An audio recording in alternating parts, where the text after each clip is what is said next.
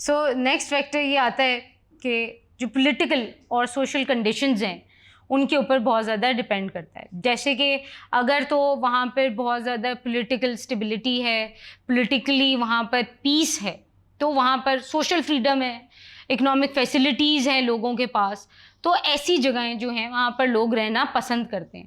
جیسے کہ اگر ہم بات کرتے ہیں جو بھی حالیہ کشمیر ہے, انڈین آکوپائڈ کشمیر, وہاں پہ کیا ہو رہا ہے کہ انڈین فورسز آپ کو نہ پولیٹیکلی وہاں پہ کوئی موومنٹ کرنے دے رہے ہیں, نہ اکنامکلی آپ وہاں پہ کوئی سوشل فریڈم نہیں ہے. تو وہاں پہ کیا ہو رہا ہے کہ لوگ جو ہیں وہاں پہ رہنا نہیں پسند کرتے, بلکہ وہاں پہ ایک پاپولر موومنٹ سٹارٹ ہونا شروع ہو گئی ہے کہ جی ہمیں آزادی دلائیں ان سے, انڈین فورسز سے. تو ایسی پولیٹیکل کنڈیشنز ہوتی ہیں جن کی وجہ سے آپ کی ملک جو ہے, وہ جو لوگ ہوتے ہیں آپ کے ملک میں, وہ اس جگہ پہ رہنا یا تو پسند کرتے ہیں یا نہیں کرتے. ٹھیک ہے.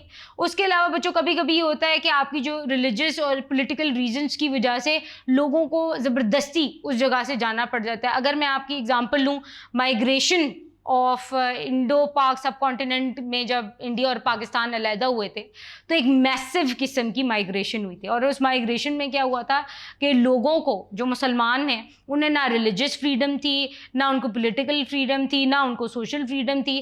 اس لیے پھر آپ کی فردر مائیگریشن انہوں نے کی, کیونکہ ان لوگوں کو پولیٹیکل فریڈم نہیں حاصل تھی یا سوشل فریڈم نہیں حاصل تھی.